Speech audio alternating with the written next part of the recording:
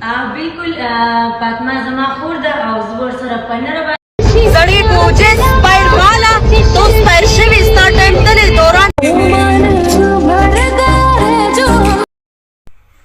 السلام علیکم ګرانو مینوالو، زه فیضان ګلستاني یو ځل بیا حاضر یم. دوستانو تاسو په سټارټینګ د ورکوټي شانتي کلیپ د فاطمه ګل او د نیلم ګل هغه صحیح کړو. نو دوستانو خبره داسې ده چې کوم ضروري خبره ده زه تاسو سره په دې ویډیو کې شیر کوم. دوستانو څو ورځې مخکې فاطمه ګل او نیلم ګل د نیلم ګل خوا نه به چې دی نو پوسټونه به راتلل د فاطمه ګل خلاف. فاطمه ګل چې دی نو داسې د رکشه ده او فلانکې ډینګړې هغه زړې ویډیوګانې به دې چلولې، اډیوګانې به یې چلولې په سوشل میډیا باندې. نو دوستانو نن چې دی نو 13 اګست دی او سوال 14 اګست دی. نو 14 اګست باندې چې دی نو د فاطمه ګل، د نیلم ګل او د نادیه ګل د دې چې دی نو یو ځای سټیج شو دی او سټیج شو کې به دا چې دی نو یو ځای ډانسونه وکړي. نو دوستانو ګوري په 14 اګست باندې دی ډانسونه کوي او که نه کوي.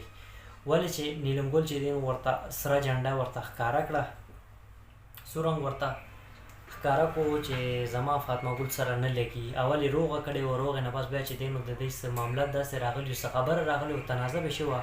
په هغه تنازع وجه سره نیلم ګل به چې دی نو په خپل آیډیز باندې به د فاطمه ګل خلاف په خبرې به یې لګولې چې چېرته به د فاطمه ګل خلاف ورته مواد میلاوېدو نو دی به چې دی نو فوراً به خپل آیډي باندې به شیر کوله. نو دوستانو اوس د کتل دي چې نیلم ګل به فاطمه ګل سره یو ځای ډانس کوي او که نه کوي. چې ډانس یې وکړو نو بیا نیلم ګل نه غټه بې غیرته څوک شته دی نه. صفا خبره دوستانو زه کومه، ولې چې داسې خبره وه نو دی به چې دی نو د هغې خلاف پوسټونه به یې نه لګول. زه د فاطمه ګل حمایت نه کوم. فاطمه ګل دونه ښه ښځه نه ده. تاسو به وایئ څه پته لګي فیضان چې دی نو د فاطمه ګل دونه صفت کوي. فاطمه ګل کومه ښه ښځه ده هغه تاسو ته ښه پته ده. خو خبره داسې ده نیلم ګل چې دی نو اول یې ورسره روغه کړې وه، چې روغه یې وکړه نو هغې نه پس بیا دې ته نوم پکار دی به چې د فاطمه خلاف پوسټونه یې لګول.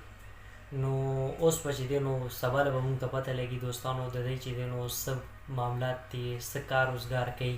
نو دوستانو ستاسو څه رایې دی په دې باره کې د فاطمه او د نیلم ګل په باره کې؟ نو لازمي کمنټ سیکشن کې را سره خپل جواب شیر کولی شئ. او دوستانو تاسو تر اوسه پورې زما یوټیوب چینل نه سبسکرایب کړئ نو پلیز ځان سره زما یوټیوب چینل هم سبسکرایب کړئ، ورسره په خوا کې بیل آیکن هم پریس کړئ. نو دوستانو انشاءالله تاسو سره به ډېر ژر یوې نوې ویډیو کې به ملاقات کېږي. د خپل ځان ډېر خیال ساتئ. د لیوه له په امان، والسلام.